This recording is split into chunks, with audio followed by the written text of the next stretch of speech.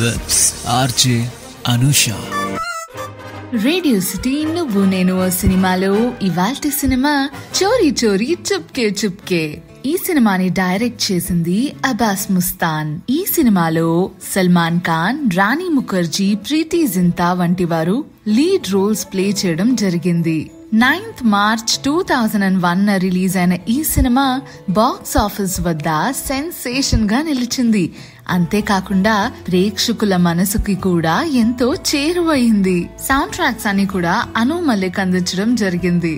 ఇందులో నా ఫేవరెట్ ఏది అంటే ఉన్న 9 పాటల్లో చోరీ చోరీ చుప్కే చుప్కే టైటిల్ ట్రాక్, దివానీ దివానీ అన్న సాంగ్, ఆల్సో లవ్ యూ బోలో అన్న సాంగ్, మెహందీ మెహందీ అనే సాంగ్.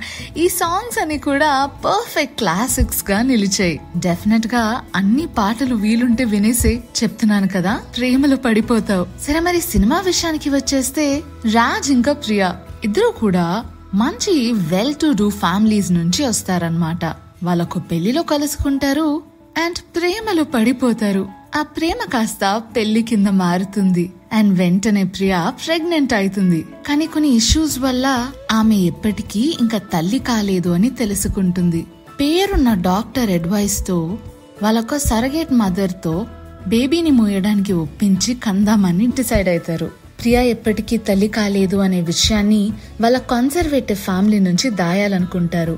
ఎందుకంటే వాళ్ళు గొప్ప కుటుంబం నుంచి వచ్చారు అండ్ ఏమాత్రం అటు ఇటు అయినా సరే వాళ్ళ ఫ్యామిలీస్ ఏమైపోతాయి, వాళ్ళ పరువులు ఏమైపోతాయని ఆలోచిస్తారు. అయితే రాజ్ మధుబాల అనే ఒక అమ్మాయిని కలుస్తారు, అలియాస్ మధు. ఆమె ఒక ప్రాస్టిట్యూట్. రాజ్ బేబీని కనడానికి ఒప్పుకుంటుంది. అఫ్ కోర్స్ డబ్బులు కూడా చాలా హైగానే డిమాండ్ చేస్తుంది. కొంచెం మేక్ ఓవర్ అండ్ అలానే గ్రూమింగ్ తర్వాత మధుని ప్రియాతో కల్పిస్తారు. ప్రియాకి మధు బ్యాక్గ్రౌండ్ ఏంటి అవేమీ కూడా తెలీదు. ప్లాన్ ఓకే అనుకుని వాళ్ళ ముగ్గురు స్విట్జర్లాండ్ కి అయితే బయలుదేరతారు. మధు ప్రెగ్నెంట్ అవుతుంది అండ్ వీలైతే ప్రియా ప్రెగ్నెంట్ అవుతుంది అని చెప్పేసి వాళ్ళ ఫ్యామిలీస్ కి చెప్తారు.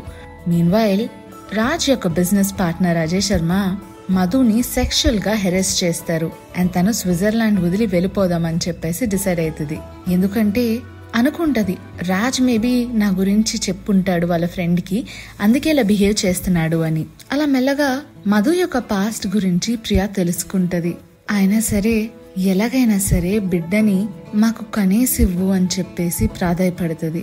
మధుని రాజ్ వాళ్ళ ఫ్రెండ్ హింసిస్తున్న టైంలో రాజ్ వచ్చి తనని కాపాడుతాడు.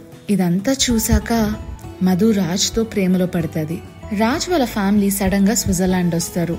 ఎక్కడైతే ప్రియా ప్రెగ్నెన్సీ స్టిమ్యులేటింగ్ పిల్లోస్ కోసం వెళ్తాదో వాళ్ళందరూ కూడా మధుని తనొక మంచి ఫ్రెండ్ వాళ్ళ హస్బెండ్ బిజినెస్ పని మీద ట్రావెల్ చేస్తూ మన దగ్గర పెట్టి వెళ్ళాడు అని చెప్పేసి అంటారు.